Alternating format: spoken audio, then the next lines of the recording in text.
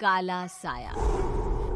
यूं तो बनारस घाट अपनी खूबसूरती के लिए बहुत प्रचलित है, पर घाट के किनारे कई राज लिए बैठे हैं। ये कहानी शुरू होती है बनारस के घाट के पास बने ममता निवास से, जहां प्रिया लाल जोड़े में ममता के घर उसकी बहू बनकर आती है। आओ आओ बहू, घर को अपने पैरों से पवित्र करो। ममता घर की दहलीज पार कर ही रही होती है कि अचानक एक बहुत गंदी सी बास पूरे घर में फैल जाती है।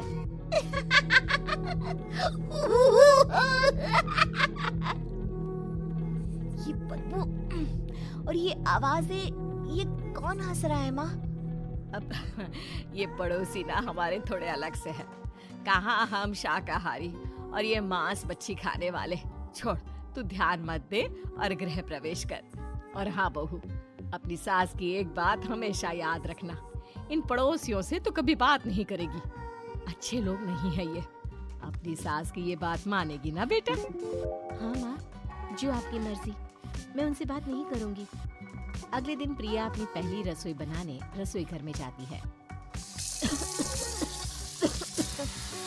ये छोटी बात तो नाक में जा रही है। एक काम करती हूँ, खिड़की खोल देती हूँ। प्रिया खिड़की खोलने जाती है। इतने जाले, लगता है इस खिड़की को कभी खोला ही नहीं गया। पर ऐसा क्यों? ओह, नॉन वेज की स्मेल आती होगी ना। 2 मिनट के लिए खोल लेती हूँ, फिर बंद कर दूंगी। प्रिया खिड़की खोलती है। खिड़की खोलते ही उसकी नजर सामने वाले घर की खिड़की पर पड़ती है, जहाँ एक लड़की खड़ी होती है। हाथों में मेहंदी, लाल रंग की साड़ी, बिल्कुल सजी धजी, मानो प्रिया की तरह ही वो भी नई नवेली बहू हो। वो प्रिया को देखकर मुस्कुराती है। हे भगवान, माँ ने तो इनसे बात करने को मना किया था।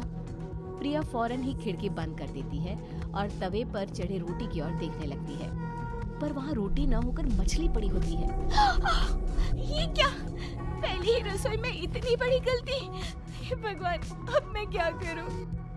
प्रिया बहुत डर जाती है और फौरन रसोई की सफाई करने और फिर सभी के लिए खाना बनाने लग जाती है। जब वो सबको खाना परोसती है, सब तो ठीक है, मैं बेकार में चिंता कर रही थी। हे भगवान, ऐसे ही बस अपनी कृपा बनाए रखना। रात के वक्त जब सब सो रहे होते हैं, तब प्रिया को पायल की आवाज सुनाई देती है, जिससे उसकी आंख खुल जाती है। ये पायल की आवाज कहाँ से आ रही है?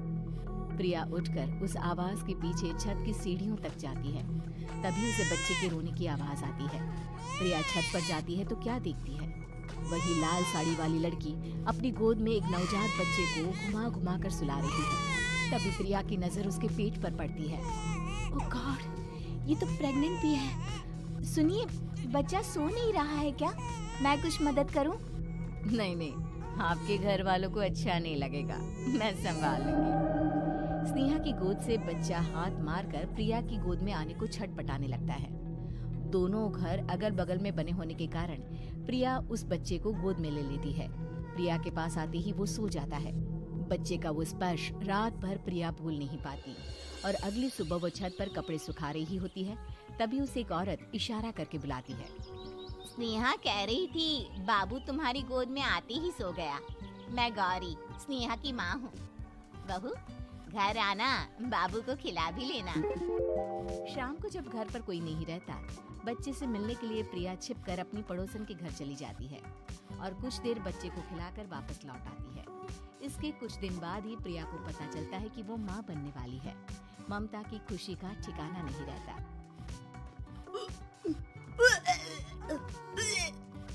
माँ जी, पता नहीं क्यों उल्टी आ रही है।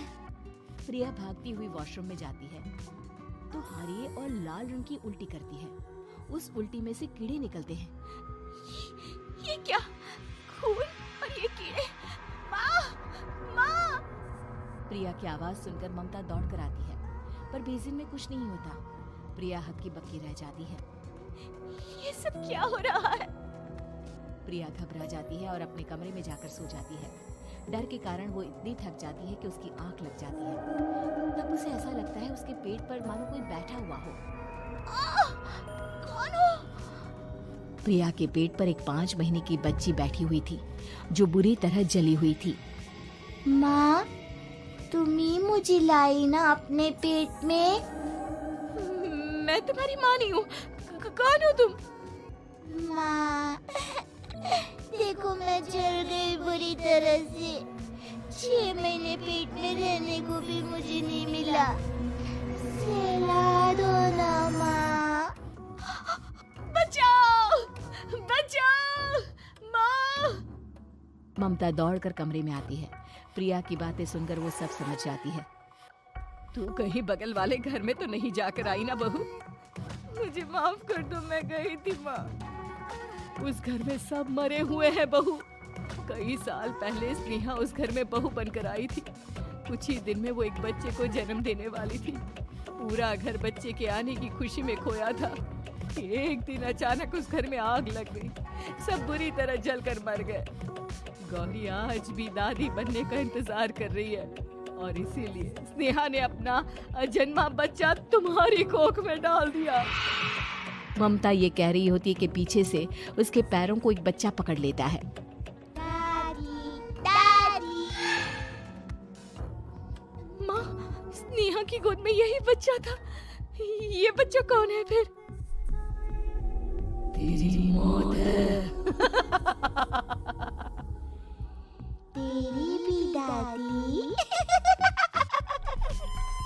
जिस चीज का ममता को डर था वही हो गया। ममता निवास के ऊपर मौत ने चादर बिछा दी थी। प्रिया का पेट ऐसे बढ़ जाता है मानो 9 महीने का हो। 2 हाथ उसके पेट से बाहर निकलते हैं। बहू, संतोष को फोन कर, किसी पंडित जी को बुला बहू। प्रिया का पति भागता हुआ घर आता है। ये तो होना ही था माँ। तेरा पाप तेरे सामने आ गया तो तू सह नहीं पा रही है। स्नेहा घर में आग लगी नहीं थी, माँ ने लगाई थी प्रॉपर्टी की लालच में। और वो बच्चा मेरी पहली पत्नी का बच्चा है, मेरा बेटा, जो कि उस आग की चपेट का शिकार हो गया था। मैंने तुमसे ये सब माँ के कहने पर छुपाया था। मुझे माफ कर दो प्रिया। तुम अगर चाहो तो यहाँ से जा सकती हो। मैं तुम्हें किसी भी बंधन में रखना नहीं चाहता। मेरी शादी हुई है आपसे, मैं आपको छोड़ नहीं सकती, पर उससे पहले हमें स्नेहा, उसकी माँ और बच्चे की आत्मा की शांति करवानी होगी। संतोष और ममता गौरी के घर जाते हैं। अंदर सब कुछ जला हुआ होता है। जमीन पर जली हुई लाशें बिखरी हुई थी। ममता रो रो कर अपनी करने की माफी गौरी से मांगती है। प्रिया स्नेहा के घर वालों का अंतिम संस्कार करवा देती है और ममता निवास फिर से आत्माओं के साए से मुक्त हो जाता है।